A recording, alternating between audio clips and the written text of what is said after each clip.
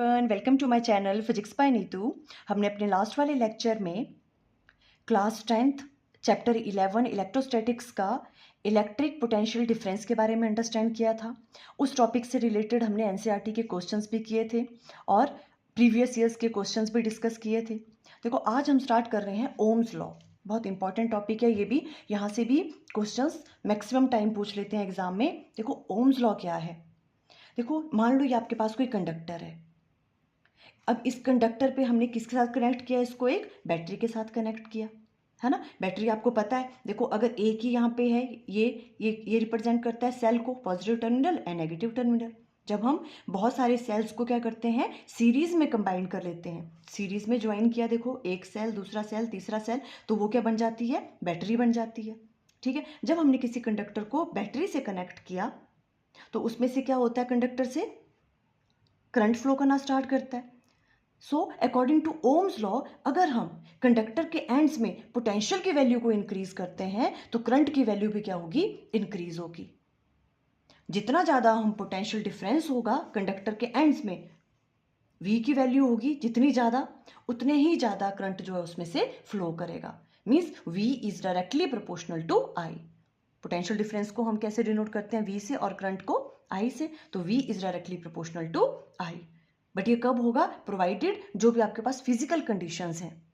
जैसे आप कह सकते हो टेम्परेचर, है ना, ये कैसा होना चाहिए, ये सेम रहना चाहिए, ये चेंज नहीं होना चाहिए।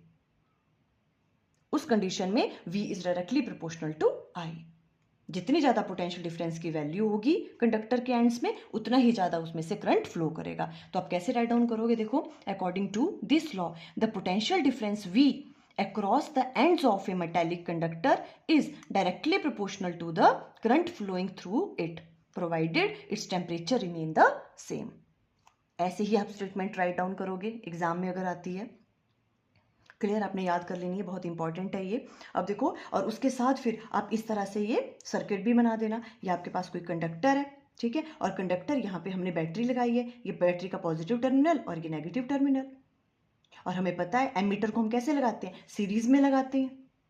ठीक है, तो देखो सीरीज में आपने इस तरह से यहाँ पे लगा दिया। यहाँ पे सीरीज का देखो, एमीटर को सीरीज में लगाने का मतलब क्या है ना, देखो आपने ये चीज याद रखनी है, जो बैटरी का पॉजिटिव टर्मिनल है ना, तो एमीटर के पॉजिटिव टर्मिनल के साथ कनेक्ट होगा इस तरह से, ये नेगेटिव टर्मिनल, और इस तरह से यहाँ एमीटर। ये क्या करता है, एमीटर करंट को मेजर करता है। क्लियर, और यहाँ पे हम की लगा देंगे इस तरह से। अगर ये की कैसी है, अगर ये डॉट लगा हुआ है इट मीन्स की क्लोज है, अगर ये डॉट नहीं लगा हुआ है इट मीन्स की कैसी, ये क्या, सर्किट कैसा है, ओपन है, की ओपन है। क्लियर, इस तरह से आप बना लोगे ये वाला। फिर देखो, इस तरह से सर्किट बना के आपको क्या राइट डाउन करना है, ये चीज आप ऐड कर सकते हो। देखो मैंने राइट डाउन नहीं की है, आप इस तरह से राइट डाउन कर सकते हो तो थोड़ा ज्यादा अच्छा इंप्रेशन पड़ता है। आप क्या राइट डाउन करोगे, if V is the potential difference across the ends of a conductor. V क्या ले रहे हैं हम, potential difference across the end of a conductor, and I is the current flowing through the conductor. और I क्या है, कितना current उसमें से फ्लो कर रहा है। Then according to Ohm's law V is directly proportional to I। आप फिर ऐसे राइट डाउन करोगे, सिंपल थिंग है, राइट डाउन कर लोगे, है ना। V is directly proportional to I। अब देखो, जब प्रोपोर्शनलिटी साइन हटता है तो वहां पे कांस्टेंट आता है ना, तो कांस्टेंट क्या आ जाएगा यहाँ पे, R। तो V इक्वल टू हम इसे लिखते हैं IR, और इस R को हम क्या कहते हैं, रेजिस्टेंस ऑफ ए कंडक्टर। देखो, रेजिस्टेंस एंड रेजिस्टिविटी, इसके बारे में हम नेक्स्ट वाले लेक्चर में डिटेल में अंडरस्टैंड करेंगे। अभी आप सिंपल इतना याद रखो कि R को हम क्या कहते हैं, रेजिस्टेंस ऑफ ए कंडक्टर। थोड़ा सा मैं बता दूं, देखो रेजिस्टेंस होता क्या है, जब भी करंट फ्लो करता है ना। देखो जैसे यहाँ पे कंडक्टर है, ठीक है, इसमें फ्री इलेक्ट्रॉन्स थे, फिर जैसे आपने उसको किससे किया, बैटरी से कनेक्ट किया, तो जो भी फ्री इलेक्ट्रॉन्स हैं वो क्या करने, मूव करना स्टार्ट कर गए। तो अब देखो, इस कंडक्टर में तो बहुत सारे इलेक्ट्रॉन्स होंगे, है ना, तो सारे जितने भी इलेक्ट्रॉन्स हैं वो एक दूसरे के साथ कोलाइड करेंगे, और वो एटम्स के साथ भी कोलाइड करेंगे। देखो, एटम का जो आउटर मोस्ट इलेक्ट्रॉन होता है, फ्री, वही होता है ना फ्री इलेक्ट्रॉन्स, है ना। तो जब वो, अब देखो जैसे ही आप क्या करोगे, यहाँ पे पोटेंशियल डिफरेंस की वैल्यू को इंक्रीज करोगे, है ना, तो वैसे वो इलेक्ट्रॉन मूव करना स्टार्ट करेंगे। तो इसमें तो बहुत सारे इलेक्ट्रॉन्स रहेंगे, तो एक दूसरे के साथ क्या करेंगे, वो कोलाइड करेंगे वो। तो जो आपका करंट है ना, उसको फ्लो करना मुश्किल हो जाएगा। इस वाली प्रॉपर्टी की जो ये कंडक्टर की है इसे हम कहते हैं रेजिस्टेंस। रेजिस्टेंस क्या है? जो करंट के फ्लो को क्या करता है? रोकता है। विच resist flow of electric current, उसे हम कहते हैं रेजिस्टेंस। जितनी ज़्यादा रेजिस्टेंस की वैल्यू होगी उतनी ही करंट की वैल्यू क्या होगी? कम होगी। और जितना रेजिस्टेंस कम रहेगा कंडक्टर का उतनी ही करंट की वैल्यू क्या रहेगी? ज़्यादा रहेगी, है ना। रेजिस्टेंस क्या करती है? जो करंट का फ्लो है उसको क्या करती है? वो रोकती है, उसे रेजिस्ट करती है। क्लियर? ओके, तो अब अभी के लिए इतना काफ़ी है, ठीक है, रेजिस्टेंस। अब देखो V को हम कैसे राइट डाउन करते हैं? V equal to I R, इस तरह से V equal to I R. अब देखो इसको कैसे रखना है आपने हमेशा। V हमेशा किस में होता है? वोल्ट में। आपको पता है पोटेंशियल डिफरेंस के यूनिट होते हैं वोल्ट में, और करंट के होते हैं एम्पेयर, और रेजिस्टेंस के जो यूनिट होते हैं वो होते हैं ओम्स। क्या होते हैं? ओम्स। नेक्स्ट वाले लेक्चर में हम अच्छे से करेंगे। अभी आप याद रखो रेजिस्टेंस के जो यूनिट होते हैं वो क्या होते हैं? ओम। और इसे हम डिनोट करते हैं इस तरह से, ओम। क्लियर हुआ यहाँ तक? ओके, ये फॉर्मूला आपने याद कर लेना है, V equal to I R. इससे रिलेटेड न्यूमेरिकल्स भी पूछते हैं एग्जाम में, ठीक है। अब देखते हैं V I graph.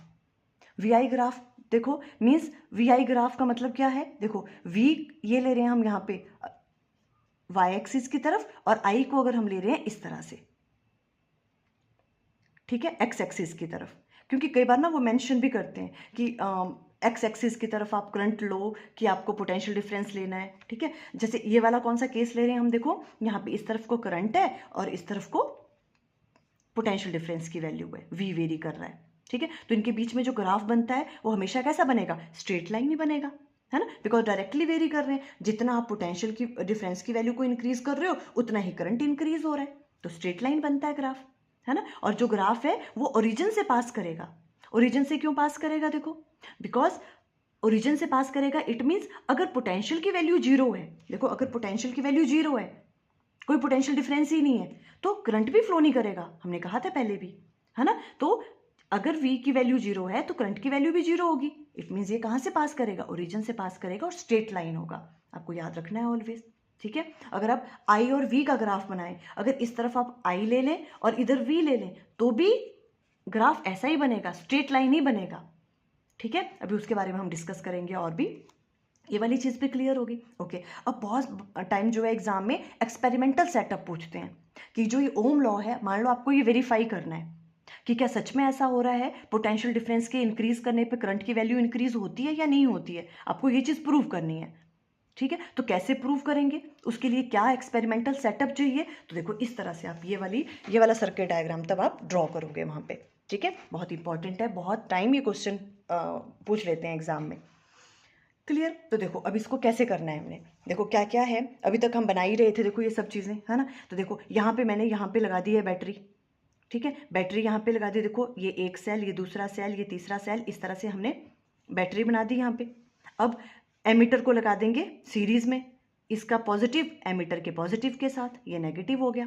Clear? Okay, अब यहाँ पे या तो आप कंडक्टर ले लो या रेजिस्टेंस ले लो, कुछ भी ले सकते हो, बल्ब ले सकते हो, ठीक है। जैसे हमने यहाँ पे कंडक्टर लिया था, यहाँ पे हमने रेजिस्टेंस ले ली कोई वायर, ठीक है, तो इसकी रेजिस्टेंस R है, इस तरह से ले लिया। यहाँ हमने की लगा दी, ये सब सीरीज में होते हैं एमीटर और की वगैरह, ठीक है। और यहाँ से करंट फ्लो कर रहा है, ठीक है। अब देखो यहाँ पे हमने वोल्ट मीटर लगाया था, वोल्ट मीटर, इसमें भी वोल्ट मीटर लगाना बहुत जरूरी है ना, बिकॉज ये एक्सपेरिमेंटल सेटअप है। बाकियों में शायद आप नहीं भी लगाओ तो चलेगा, बिकॉज वहाँ इतना इंपॉर्टेंट नहीं है वो सर्किट डायग्राम, ठीक है। पर एक्सपेरिमेंटल सेटअप में आपको वोल्ट मीटर लगाना नहीं भूलना है। देखो तो, और वोल्ट मीटर क्या मेजर करता है? पोटेंशियल डिफरेंस, क्योंकि हमें पोटेंशियल डिफरेंस भी तो मेजर करना है, तभी हम बता पाएंगे कि इतने पोटेंशियल डिफरेंस पे इतना करंट आया। और करंट कौन मेजर करेगा? एमीटर, है ना। तो जो वोल्ट मीटर है वो हमेशा पैरेलल में हम कनेक्ट करते हैं, ठीक है, और एमीटर को सीरीज में, ये है ना। पैरेलल और सीरीज भी आप अच्छे से भी अंडरस्टैंड करोगे आगे, ठीक है। तो देखो यहाँ पे आपने वोल्ट मीटर लगा दिया, पैरेलल में लगाना है ये इस तरह से। और यहाँ याद रखना है आपको, ये इसका जो वोल्ट मीटर है, ठीक है, इसका जो पॉजिटिव टर्मिनल है वो बैटरी के पॉजिटिव से कनेक्ट होता है, और नेगेटिव वाला कहाँ से? देखो यहाँ से, देखो ये नेगेटिव है ना, यहाँ पे देखो नेगेटिव टर्म, तो ये नेगेटिव से कनेक्ट होता है इस तरह से, ये पैरेलल में लगा। इसका मतलब वोल्ट मीटर का पॉजिटिव इधर बैटरी के पॉजिटिव से, और नेगेटिव जो है बैटरी के नेगेटिव से, ये पैरेलल में कनेक्ट कर देना आपने, ठीक है। फिर देखो थोड़ा सा थ्योरी पोर्शन है, ठीक है, आपने वो राइट डाउन कर लेना है। आप क्या करोगे, देखो अब सबसे पहले हमने क्या कहा कि अगर यहाँ से सबसे पहले मान लो, देखो ये वाला सेल है, ठीक है, एक सेल है, मान लो एक सेल की जो आपके पास एक सेल का जो पोटेंशियल डिफरेंस है, मान लो वो 1 वोल्ट है, ठीक है, मान लो ये आपके पास 1 वोल्ट है, ये है ना, और ये भी 1 वोल्ट है, ये भी 1 वोल्ट है, इस तरह से, ठीक है। अब देखो सीरीज में जब हम कनेक्ट करते हैं इस तरह से, देखो एक चीज मैं बता दूं, मुझे याद आई, देखो सीरीज में इस तरह से कनेक्ट करते हैं, ठीक है, तभी इनकी जो पोटेंशियल है वो ऐड होते हैं। अगर आप ऐसा करोगे ना कि इसका नेगेटिव इस वाले सेल के नेगेटिव से कनेक्ट कर दोगे, है ना, तो ये ऐड नहीं होंगी। आपको भी सिंपल इतना याद रखना है, सीरीज में कैसे कनेक्ट करते हैं सेल। देखो ये एक सेल है, पॉजिटिव टर्मिनल है, ये नेगेटिव, तो दूसरा वाला सेल जब आप लगाओगे तो दूसरे सेल का पॉजिटिव आपने नेगेटिव से जोड़ना है, पहले वाले के, फिर नेगेटिव, और देखो अगले वाले का पॉजिटिव इस वाले के नेगेटिव से, तो इस तरह से आपने इसको कनेक्ट किया हुआ है। अब एक सेल का जो पोटेंशियल डिफरेंस है, मान लो वो 1 वोल्ट है, ठीक है, और इसका भी 1 वोल्ट, इसका भी 1 वोल्ट, तो अगर हम 3 कनेक्ट कर रहे हैं तो कितना पोटेंशियल डिफरेंस हो जाएगा, 3 वोल्ट का, ठीक है। तो सबसे पहले हमने एक ही सेल कनेक्ट किया, मान लो, ठीक है, इधर से आया ये करंट देखो, और हमने यहाँ तक ही कनेक्ट किया, इसे मैंने छोड़ दिया, ठीक है। तो अब पोटेंशियल डिफरेंस की वैल्यू कितनी होगी, 1 वोल्ट, है ना। तो हम क्या करेंगे, देखो सबसे पहले क्या है, विजिबल है, देखो 1 वोल्ट है, ठीक है, तो एमीटर की रीडिंग कितनी आई होगी, मान लो उसमें 1 एम्पियर आई, ठीक है। फिर उसके बाद क्या किया हमने, ये हटा के हमने 2 सेल से कनेक्ट कर दिया, ये वाला पूरा ये जो एक्सपेरिमेंटल सेटअप है। अब हमने क्या किया, 2 सेल कनेक्ट किए, तो जो आपके पास 2 सेल हैं तो उनकी ऐड हो जाएगी 1 वोल्ट, और इसकी भी 1 वोल्ट जो पोटेंशियल डिफरेंस है, तो 2 वोल्ट हो जाएगा। फिर जब देखा हमने कि अब देखते हैं कि करंट चेक करते हैं, करंट की वैल्यू इंक्रीज हुई कि नहीं, तो हुई, और वो कितनी होगी, 2 एम्पियर। अगर आपने 3 वोल्ट लगाया तो मीन्स 3 सेल कनेक्ट किए, तो पोटेंशियल डिफरेंस की वैल्यू 3 वोल्ट आ गई, और करंट ने भी कितना करंट मेजर किया एमीटर ने, 3 एम्पियर। तो इस तरह से हमने जो है ओम्स लॉ को क्या किया, वेरीफाई किया कि हाँ, अगर हम पोटेंशियल डिफरेंस की वैल्यू को इंक्रीज करते हैं तो करंट की वैल्यू भी क्या होती है, इंक्रीज होती है। ये थ्योरी पोर्शन आप राइट डाउन कर लेना, ठीक है। ये जो सर्किट डायग्राम है ये बहुत इंपॉर्टेंट है, एग्जाम में आता है, तो आपने पक्का अच्छे से ड्रॉ करना है, ये पॉजिटिव और नेगेटिव टर्मिनल कैसे कैसे लगाने हैं आपने ये अच्छे से देखना है, ठीक है। और आप राइट डाउन कर लेना कि हम क्या कर रहे हैं, एक जैसे कि अगर हम कोई निक्रोम वायर ले रहे हैं, ठीक है, हमने उसको इस तरह से एमीटर वोल्ट मीटर हमने ऐसे ऐसे कनेक्ट किया। फिर क्या किया हमने, देखो सबसे पहले हमने क्या किया, एक सेल को कनेक्ट किया, तब देखा हमने जो है जो पोटेंशियल डिफरेंस की वैल्यू थी वो 1 वोल्ट थी, और करंट की वैल्यू कितनी आई, 1 एम्पियर। फिर जब हमने 2 सेल कनेक्ट किए तो पोटेंशियल डिफरेंस की वैल्यू 2 वोल्ट होगी, तो एमीटर ने भी रीडिंग क्या दिखाई, 2 एम्पियर की। तो इस तरह से हमने क्या देखा कि V किसके डायरेक्टली प्रोपोर्शनल हो रहा है, means V is directly proportional to I। जैसे जैसे V इंक्रीज हो रहा है पोटेंशियल डिफरेंस, वैसे वैसे करंट भी इंक्रीज हो रहा है। इस तरह से हम वेरीफाइड कर सकते हैं इसको। क्लियर हुआ ये वाली चीज, एक्सपेरिमेंटल सेटअप, ओके। अब देखो नेक्स्ट एक और इंपॉर्टेंट थिंग है, इससे भी एग्जाम में बहुत क्वेश्चंस आते हैं। देखो नोट डाउन करना है हमने आपने ये वाली चीज, ठीक है। अब देखो अगर हम V और I का ग्राफ ड्रॉ करते हैं, देखो इस तरफ का आपका पोटेंशियल डिफरेंस है और इधर आपका करंट है, तो इस तरह से आता है आपके पास ग्राफ, स्ट्रेट लाइन, ठीक है। ये जो चीज है इसे हम कहते हैं स्लोप, इसको हम क्या कहते हैं, स्लोप, ठीक है, tan थीटा भी कहते हैं। अब यहाँ पे याद रखो इसे हम कहते हैं स्लोप। क्लियर। एक चीज याद रखनी है आपको, देखो अगर V इस तरफ को है y एक्सिस के अलोंग और I इस x एक्सिस के अलोंग है, ठीक है, तब अगर स्लोप जिसकी ज्यादा होगी रेजिस्टेंस भी उतनी ही ज्यादा होगी। क्या कहा हमने, अगर ये स्लोप ज्यादा होगी तो रेजिस्टेंस की वैल्यू भी ज्यादा होगी। बस आपको इतनी चीज याद रखनी है। देखो जैसे ऐसा क्वेश्चन आ जाता है, इस वाले का ये वाला क्वेश्चन है आपने, ठीक है, ये वाला अभी इसको हम बाद में डिस्कस करेंगे। ये यहाँ पे हमने V इस तरफ को ड्रॉ किया हुआ है और इधर I लिया हुआ है करंट, ठीक है। तो हमने क्या कहा, जितनी ज्यादा स्लोप होगी, मतलब जितनी ज्यादा स्लोप होगी रेजिस्टेंस भी उतनी ज्यादा होगी।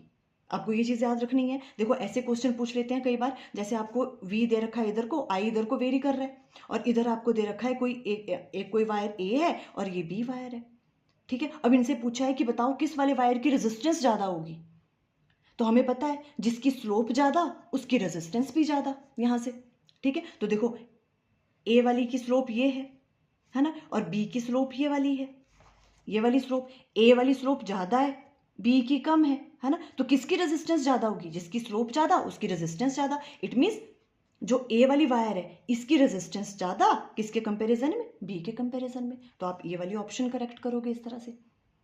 क्लियर है? क्योंकि देखो जिसकी जितनी इसकी स्लोप ज़्यादा थी, जितनी ज़्यादा स्लोप उतनी ज़्यादा रेजिस्टेंस। तो आर ए की रेजिस्टेंस किससे ज़्यादा होगी? आर बी से, क्योंकि बी की स्लोप कम है। क्लियर हुई ये वाली बात? अभी देखो वैसे तो आपको ये याद रखना है इस तरह से, स्लोप ज़्यादा तो रेजिस्टेंस ज़्यादा, ठीक है। अब कुछ बच्चे हैं जिनको अंडरस्टैंड करना है कि ऐसा क्यों हो रहा है, तो देखो आप इस तरह से अंडरस्टैंड कर सकते हो। देखो जैसे हमने कहा स्लोप ज़्यादा तो रेजिस्टेंस ज़्यादा, ये कौन सा केस है? जब वी को हम इधर ले रहे हैं और आई को इधर ले रहे हैं। देखो अब एक चीज़ आपको और पता है, अगर रेजिस्टेंस की वैल्यू ज़्यादा होगी तो करंट की वैल्यू क्या होगी? कम, है ना, क्योंकि रेजिस्टेंस क्या करता है? करंट के फ्लो को रोकता है। तो रेजिस्टेंस जितनी ज़्यादा होगी वहाँ पे करंट की वैल्यू कम होगी। ये चीज़ आपको याद रखनी है। अब देखो मान लो हम इतने पोटेंशियल डिफरेंस की बात कर रहे हैं इस पॉइंट पे, ठीक है। तो देखो अगर हम इस वाली वायर की बात करें तो देखो इतने पोटेंशियल पे, ये है ना पोटेंशियल की वैल्यू, ठीक है। इतने पोटेंशियल पे नीचे देखो, अगर इस पे देखना हमने यहाँ पे करंट की वैल्यू कितनी है तो हम ऐसे ड्रॉ करते हैं, ग्राफ आता है ना सबको, है ना। तो इतनी करंट की, तो देखो इतने पोटेंशियल पे करंट की वैल्यू कितनी है? इतनी, इतना करंट दे रहा है ये, ठीक है। अब देखो सेम पॉइंट पे अगर हम इस वाले की बात करें, अब इस वाले पे अगर हम इतने पोटेंशियल पे बात करें तो यहाँ पे आएगा, है ना, सेम पोटेंशियल। इतने पोटेंशियल पे ये कितना करंट दे रहा है? अगर करंट देखना है यहाँ पे तो हम यहाँ पे इस तरह से ड्रॉ करेंगे, है ना। तो किस वाले केस में करंट ज्यादा हो रहा है? देखो बी वाले केस में करंट की वैल्यू ज्यादा है, सेम पोटेंशियल पे, पोटेंशियल की वैल्यू सेम थी, है ना। तो ए वाली जो वायर है उसके लिए करंट इतना था और सेम पोटेंशियल पे बी वाली वायर में ज़्यादा करंट फ्लो कर रहा है। अब बी वाली वायर में ज़्यादा करंट फ्लो कर रहा है, इट मीन्स वहाँ पे रेजिस्टेंस की वैल्यू कैसी होगी? कम होगी, तभी तो ज़्यादा करंट फ्लो कर रहा है ना। तो इसलिए हम कहते हैं कि बी की रेजिस्टेंस कैसी है? कम है, और ए की ज़्यादा है। R A is greater than R B. देखो ऐसे भी आप अंडरस्टैंड कर सकते हो। क्लियर? ओके। अब देखो अगर आप यहाँ पे बात करें, देखो इधर, अब अगर कई बार क्वेश्चन में क्या करते हैं ना, यहाँ पे आई दे देते हैं, इस तरफ आई वेरी कर रहा है और इधर वी वेरी कर रहा है, फिर क्या करोगे? ठीक है, अब क्या हो गया देखो, फिर जो आपके पास ग्राफ है वो तो ऐसे ही बनेगा, स्ट्रेट लाइन ही बनेगा, ठीक है। क्वेश्चन में क्या करते हैं, बहुत बार क्या करते हैं, देखो सीबीएसई में ये क्या करते हैं, इसको चेंज कर देते हैं। हम तो ये पढ़ के गए हैं वी और आई में स्लोप ज़्यादा तो आर ज़्यादा, पर वहां पे दे देंगे इस तरफ को आई ले लिया और इधर को वी ले लिया। तब आपने याद रखना है अगर स्लोप की वैल्यू ज़्यादा होगी तो रेजिस्टेंस की वैल्यू कम होगी। ये कौन सा केस है? अगर आप वाई एक्सिस की तरफ को आई ले रहे हो करंट और एक्स एक्सिस की तरफ को वी ले रहे हो। ये बहुत इंपॉर्टेंट, ठीक है, बच्चे कंफ्यूज होते हैं यहाँ पे, ठीक है। जब ऐसी वाली चीज़ होगी तो जितनी ज़्यादा स्लोप होगी रेजिस्टेंस उतनी कम होगी। बस ये दोनों में आपको फर्क पता होना चाहिए, ठीक है। अब अगर इस वाले बेस पे ऐसे क्वेश्चन पूछ लेते हैं, देखो एग्जाम में इधर को आई दे रखा है और इधर को वी, अब दोबारा से वही दो वायर गिवन है, अब बताओ कि इन दोनों में से रेजिस्टेंस किसकी कम है?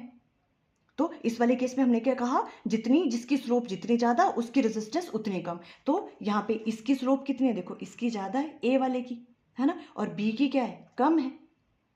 तो ए की स्लोप ज़्यादा है तो रेजिस्टेंस किसकी कम होगी? ए की कम होगी।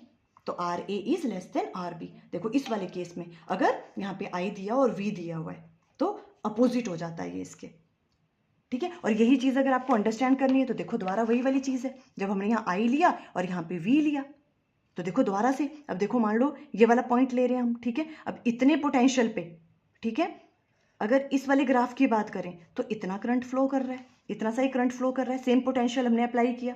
और अगर हम दूसरी वायर की बात करें तो देखो इतने ही पोटेंशियल पे, है ना, तो हम क्या करेंगे, देखो इसको इससे कनेक्ट करेंगे, है ना, यही है ना, पोटेंशियल की वैल्यू तो इतनी है इस वायर के लिए, देखो तो इसमें से पर करंट कितना फ्लो कर रहा है, देखो कितना ज़्यादा करंट फ्लो कर रहा है।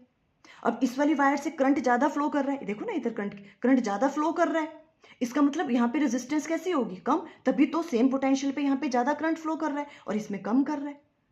इट मीन्स यहाँ पे रेजिस्टेंस की वैल्यू कैसी है? कम है इस वाले में, देखो तभी तो R A is less than R B. आपको अंडरस्टैंड करके करना है तो आप इस तरह से कर सकते हो, अदरवाइज आप सिंपल लर्न कर लो इस थिंग को कि इस तरह से होता है। जब वी और आई इस तरह का ग्राफ होगा तो स्लोप ज़्यादा तो रेजिस्टेंस ज़्यादा, और अगर आई और वी इस तरह से हैं तो स्लोप अगर ज़्यादा तो रेजिस्टेंस कम। क्लियर? ओके, अब देखो फटाफट से, थोड़ा सा लॉन्ग वीडियो बनेगा पर हम इससे रिलेटेड फटाफट से न्यूमेरिकल भी कर लें, है ना, क्योंकि अभी आपको ये टॉपिक फ्रेश याद है तो आपको ईजिली ये क्वेश्चन हो जाएंगे। देखो एनसीईआरटी का एग्जाम्पलर है ये क्वेश्चन, एग्जाम्पलर से लिया हुआ है मैंने, ठीक है। देखो, a student carries out an experiment and plots the VI graph of 3 sample of nichrome wire with resistance R1, R2 and R3 respectively as shown. Which of the following is true? देखो आ गया वही वाला question जो हम discuss कर रहे थे और कर दिया इन्होंने वही। देखो यहाँ पे हम VI करते हैं बट इन्होंने क्या किया, इस तरफ को I लिया और इधर को V लिया। अब ये R1 है, ये एक वायर है जिसकी रेजिस्टेंस R1 है, इसकी R2 है, इसकी R3 है। आपको बताना है किसकी रेजिस्टेंस जो है वो सबसे कम है, किसकी सबसे ज़्यादा है। आपको ऑर्डर देखना है यहाँ पे। तो देखो सबसे पहले तो आपने बस ये याद रखना है ना, अंडरस्टैंड करके करना है तो आप वैसे करो। I और V वाले ग्राफ में स्लोप अगर ज़्यादा तो रेजिस्टेंस कम। देखो I और V होता है स्लोप ज़्यादा तो रेजिस्टेंस कम, बस फिर इजी है। अब आपको पता है जिसकी स्लोप सबसे ज़्यादा होगी उसकी रेजिस्टेंस उतनी कम होगी। इन तीनों में सबसे ज़्यादा स्लोप किसकी है? देखो R1 की स्लोप सबसे ज़्यादा है, R1 की स्लोप सबसे ज़्यादा है, मीन्स R1 की रेजिस्टेंस क्या होगी? सबसे कम, है ना, R1 की सबसे कम। फिर R1 से ज़्यादा किसकी होगी? R2 की। फिर किसकी होगी? R3 की, है ना। तो सबसे कम रेजिस्टेंस किसकी हो, सबसे ज़्यादा रेजिस्टेंस किसकी है? R3 की। देखो तो R3 की, और उससे कम R2 की, और उससे कम R1 की, है ना। देखो जिसकी स्लोप R1 की स्लोप सबसे ज़्यादा थी तो रेजिस्टेंस सबसे कम होगी, तो R1 की रेजिस्टेंस सबसे कम, तो देखो ये वाली R1 की रेजिस्टेंस सबसे कम, इससे ज़्यादा R2 की, और इससे ज़्यादा फिर R3 की। तो it means option C is correct. इस तरह से करोगे ऐसे क्वेश्चन। क्लियर? ओके, अब देखो नेक्स्ट है CBSE 2023 में आया हुआ है question. Let the resistance of an electrical device remain constant, resistance constant है, while the potential difference across its two end decreases, but potential difference को decrease कर दिया आपने to 1/4 of its initial value. What change will occur in the current through it?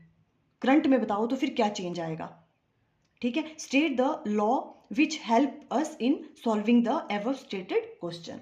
देखो सबसे पहले तो अगर हम ऐसे देखो ध्यान से इसको देखें, V is directly proportional to I होता है, ठीक है। अब अगर ये क्या कह रहे हैं, हमने पोटेंशियल की वैल्यू को 1/4 कर दिया तो करंट की वैल्यू भी क्या हो जाएगी? 1/4 हो जाएगी, बिकॉज V जैसे V इंक्रीज करता है I इंक्रीज करता है। अगर V को हम डिक्रीज करते हैं तो I भी डिक्रीज होता है। तो जैसा V में हो रहा है वैसा I में होगा। वैसे तो नॉर्मली आप ऐसे भी आंसर दे सकते हो, ठीक है, पर कुछ बच्चों को अगर डीपली अंडरस्टैंड करना है सॉल्व करके तो हम ऐसे करेंगे। क्लियर? वैसे तो मैंने क्या कहा, हमें पता है V is directly proportional to I होता है ना। अगर V 1/4 हो रहा है तो करंट भी क्या हो जाएगा? 1/4 हो जाएगा, है ना। तो वैल्यू आएगी I/4। पर देखो हमने सॉल्व करना है तो कैसे करेंगे? इन फर्स्ट केस, जो पहला वाला केस है, हमें पता है करंट की वैल्यू होती है V/R, ठीक है। पोटेंशियल डिफरेंस की वैल्यू V है, करंट मान लो I है उस टाइम पे, और रेजिस्टेंस R है। अब सेकंड वाले केस में इन्होंने क्या कहा, जो V डैश है, इन्होंने क्या कहा, potential difference across to end decreases to 1/4 of its initial value. Initial value थी V, ठीक है, उससे 4 टाइम्स कम हो गया, मीन्स V/4 हो गया, जो V डैश है न्यू वाला, ठीक है। और रेजिस्टेंस क्या रखी है उन्होंने? कांस्टेंट रखी है। देखो resistance of an electric device remain constant, it means जो R डैश है उसकी वैल्यू R ही होगी जितनी पहले थी, कांस्टेंट है। अब आपको करंट की वैल्यू निकालनी है कितना चेंज आया, तो I डैश की वैल्यू आपको फाइंड आउट करनी है। क्लियर? तो देखो यहाँ पे अब I डैश की वैल्यू फाइंड आउट करनी है तो क्या होगा? V dash divided by R dash. V dash की वैल्यू आपको पता है गिवन है V डिवाइडेड बाय 4, इनिशियल की 4 टाइम्स लेस है ना, V/4 है, ओके, मीन्स 1/4 है इनिशियल वैल्यू की, तो V/4 आ गया, डिवाइडेड बाय R डैश, तो R ही रहेगा क्योंकि ये तो कांस्टेंट है, जो पहले था, पहले भी R थी वैल्यू, अब भी R है। ऐसे आएगी ये चीज़, ठीक है ना, समझ आ रहा है आपको? क्लियर है ना? ऐसे अब देखो I dash equal to simple mathematics है, V डिवाइडेड बाय 4R हो जाएगा, 1/4 इधर आ जाएगा, इसी ये आ जाएगा V/R। हमेशा ऐसे कंपैरिजन करके करना, क्वेश्चन इजी होता है, ठीक है। तो अब I डैश इक्वल टू 1/4, देखो V डिवाइडेड बाय R क्या है, ये तो I के बराबर है, हम लिख सकते हैं ना V/R को I। तो देखो सो I डैश किसके बराबर आ गया? I डिवाइडेड बाय 4, ये आ गया आपके पास आंसर।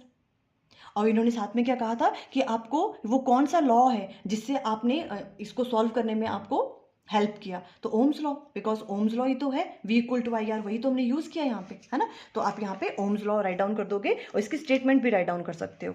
है ना, कि जो v is directly proportional to i, वैसे करके पूरी स्टेटमेंट राइट डाउन कर सकते हो। नेक्स्ट है देखो CBSE 2020 में आया हुआ है, a VI graph for a nichrome wire is given below. VI graph दे रखा है निक्रोम वायर के लिए आपको इस तरह से। What do you infer from this graph, आपको क्या इंफॉर्मेशन मिल रही है इस ग्राफ से। Draw a labelled circuit diagram to obtain such a graph, आपको सर्किट डायग्राम ड्रॉ करना है ताकि आप ये वाला ग्राफ ड्रॉ कर सको जहां से आपने ये ग्राफ ड्रॉ किया हुआ है। इसका मतलब ये क्या पूछ रहा है, देखो इन्होंने डायरेक्टली नहीं पूछा है कि एक्सपेरिमेंटल सेटअप बताओ ओम्स लॉ का, है ना, पर हमें यहाँ पे क्या एक्सप्लेन करना है, experimental setup of ohms law. Because देखो इन्होंने क्या कहा कि निक्रोम वायर के लिए V और I के बीच में इस तरह का ग्राफ आ रहा है, ये क्या प्रूव करता है, V is directly proportional to I, means ये ओम्स लॉ है ना। फिर उन्होंने क्या कहा, draw a labelled circuit diagram to obtain such a graph, ऐसा ग्राफ ऑब्टेन करने के लिए आप जो है एक सर्किट डायग्राम पूरी की पूरी ड्रॉ करो। तो इट मीन्स यहाँ पे क्या आएगा, experimental setup of Ohm's law, जो हमने ये वाला किया, देखो ये वाला इस तरह से करोगे, पूरा का पूरा सर्किट डायग्राम कही है इन्होंने, है ना, तो ये पूरी पूरी आप ड्रॉ कर लोगे। तो देखो इस तरह से आज हमने ओम्स लॉ के बारे में अंडरस्टैंड किया, कुछ क्वेश्चंस डिस्कस किए, आई थिंक आपको क्लियर हो गए। Okay, thank you.